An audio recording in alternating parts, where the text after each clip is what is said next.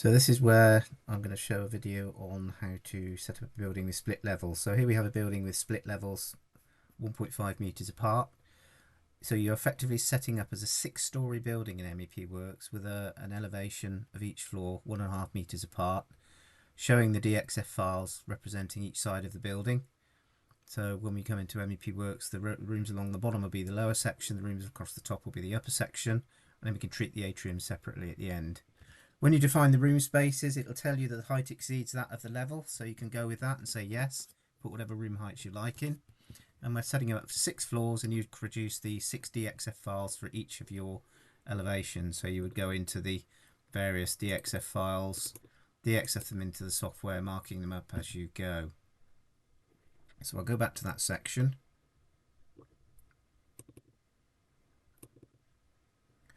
Would be the last one in the list, wouldn't it? So there we go, there's the section. In MEPworx, we start a new project and we go for the room takeoff option. So I'm going to go into the existing directory. I'm going to browse into the one called split levels, and I'm going to call it split levels .cyc, and that's the file which I'll then save.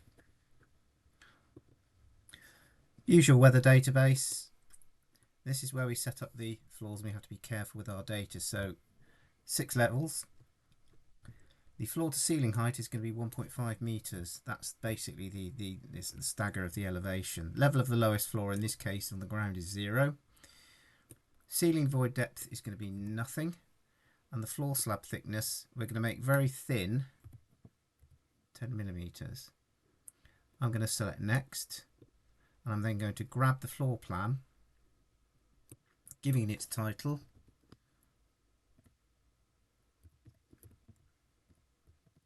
And this will be the ground lower section. So this will be this side of the building here, the ground lower.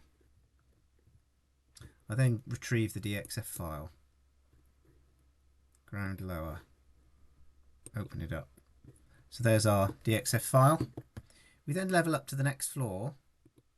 Now this is going to be at 1.5 meters, so we can basically override the 10 millimeter, the 100 mil thick slab. So I'm going to make that 1.5. I'm then going to go to floor number 2 and call that ground upper. And I'm then going to pick the ground upper DXF file, noticing that it's trying to bring the ground floor in, the lower, as a default.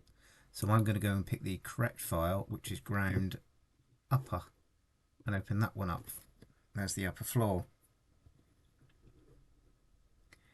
Next again, that's now going to be at 3 meters. So I'm going to set that to 3 meters. This is going to be the first lower section at 3 meters in the section there.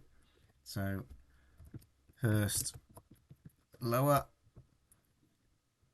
and then go and grab the appropriate DXF file again. First lower. Open that up. First lower. Next again, it'll try and put it 4, 5, 10. I'm going to put that at 4.5.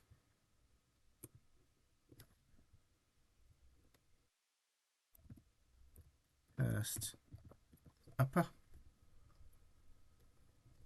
Selecting the first upper DXF file.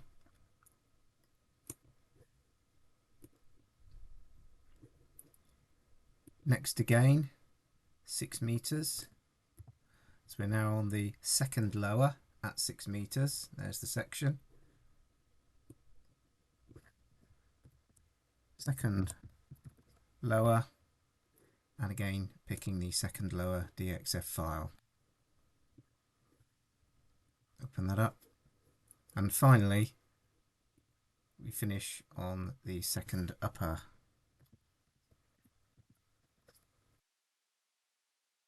Again, putting that at 7.5 meters, so you can override and disregard the thickness of the slab should you wish to do so. You could incorporate it if you wanted to, but it's not essential. And then I'll go and select the second upper DXF file.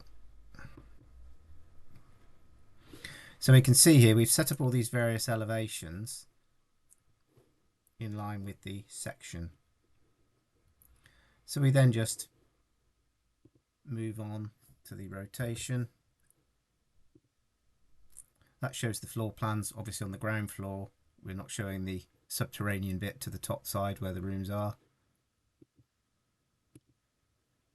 And then we move into the building program where we would then just define the rooms as we would normally do so. So I'm not going to go too much detail on materials, template profiles. I'm just going to edit that and call that a cellular office. Putting in all the requisite details, and then you would define the room spaces on the appropriate floors. So here we're on the ground floor lower, so that when I then insert my room, it's going to pick up a room height of 1.5 meters. In reality, the room is 3 meters high. We then define the space. There it is. Room exceeds the height of this level. This is correct. Yes. Taking off your room.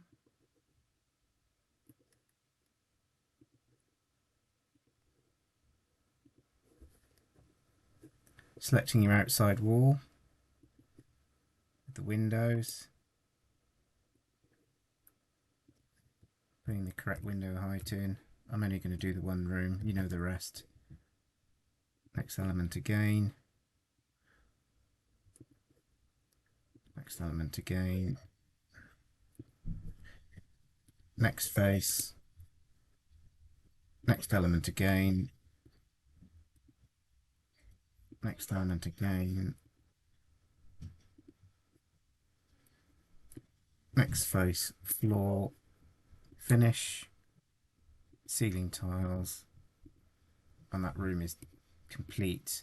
Now bearing in mind we've got a split between the floors, when I view level up to the ground upper, these rooms impinge on the height of the next floor, so you will see them on the DXF file above because they are 3 meters high, not 1.5 meters high. So what we're really doing is fiddling with the heights to stagger the floors, and you will see the floors, well, you will see the rooms on the lower section when you go to the upper section. So I'm going to pause the video at this point. You know how to define rooms, and I'll come back once we've defined all the rooms and we'll look at some of the more intricacies of setting up the atriums, etc. So now we've got the model complete. Let's have a look at one or two more details. So here we can see each floor. We've got the lower, ground, upper section shown with the rooms projecting from the lower ground floor. We've taken off this atrium part as a separate entity. So if we look at the 3D view,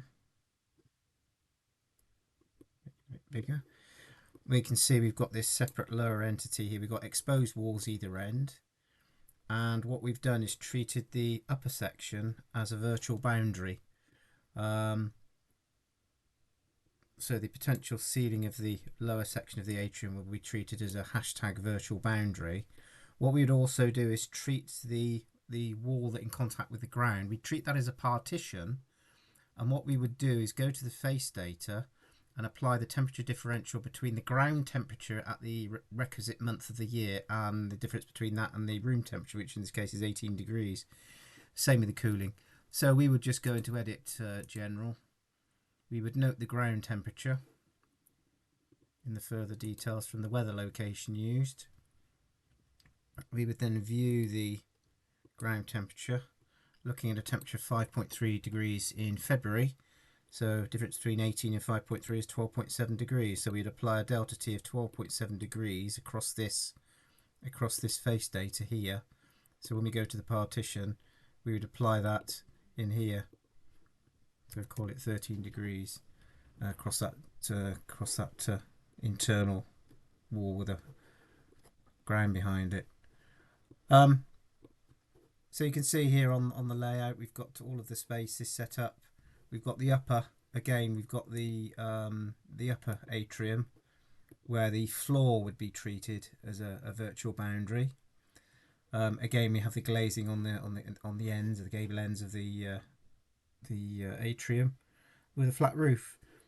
Looking at the comparison with the Revit model, we saw we had a pitched void, so you could put the voids in if you wanted to, and split the face as you would normally across here, and have this bit internal and this bit external. Or you could just create the internal spaces as necessary.